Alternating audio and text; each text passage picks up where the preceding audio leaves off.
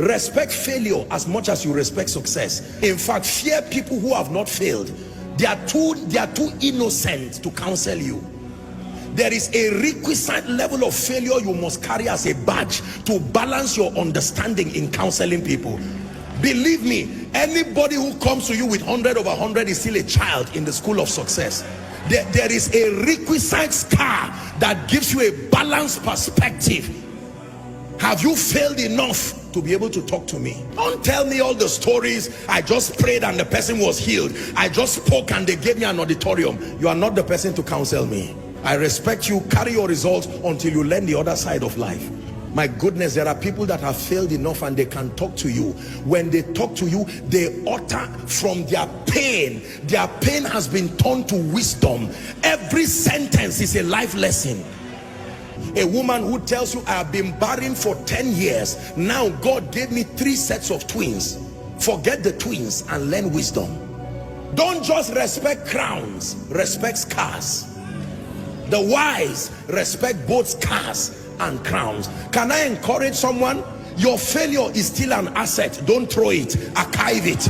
It will be one of the qualifiers for your speaking to people tomorrow. Apostle, I have cried, I have failed in life, I know what it means to be an irresponsible father. Don't throw that experience, archive it. One day you will use from that wisdom and mentor an arrogant young man who thinks life is so easy. Most times when we are starting out in life, because of the leverage of prayer, the prophetic, or generally life just playing games with you, you can believe life is so easy and you are wondering, so why are people crying like this? I just got married and 3 months it's been so rosy. In fact, my wife is the best thing that has happened to me. And you go online and embarrass yourself. And someone who has been married for 15 years, he said, may God help you.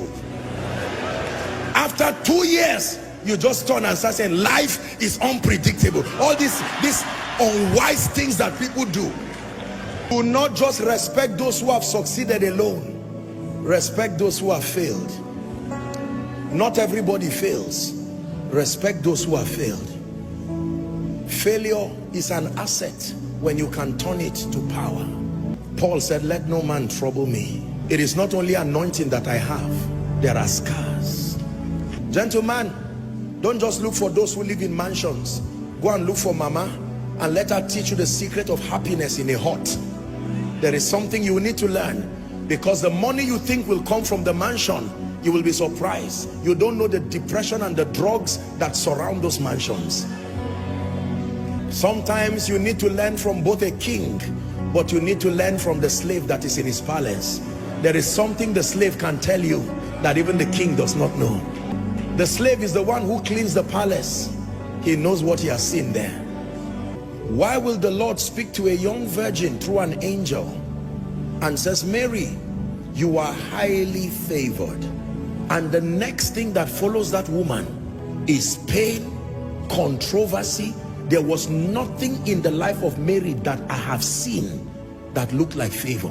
An angel comes from heaven and says, you are highly favored. I would expect the king to call her and say, I had a dream. There is free land for you. As soon as Jesus is born, you become tax-free. That sounds to me like favor. So God calls scar favor. He calls controversy favor. He calls pain favor.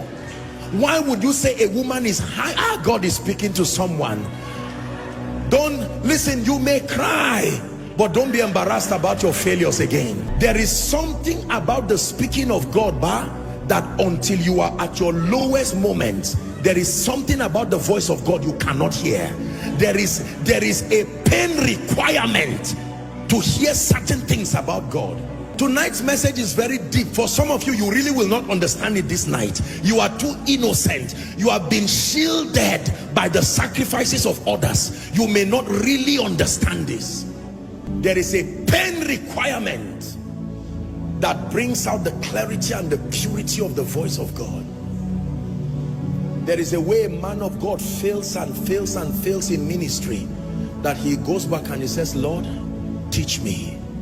When he writes a book about the leadership of the Spirit, read it. That pain has purified any flesh and the need to make a name. It's gone. That is the reason why when people go through things and they come out of it, they usually come out with an anointing. Barren for 16 years, laughed at by people. As she gets triplets, it's not only children she got. The day she speaks over you, she will terminate barrenness in a moment, because every time she sees you like the high priest, she's touched with the feelings of your infirmity. Let me tell you the truth. You see, many of you see today that I pray for people and I'm just speaking and you see the power of God. It's not only prayer and anointing, no. There is a pain requirement that has reached down to the bowels of power and has drawn genuine, authentic spiritual power.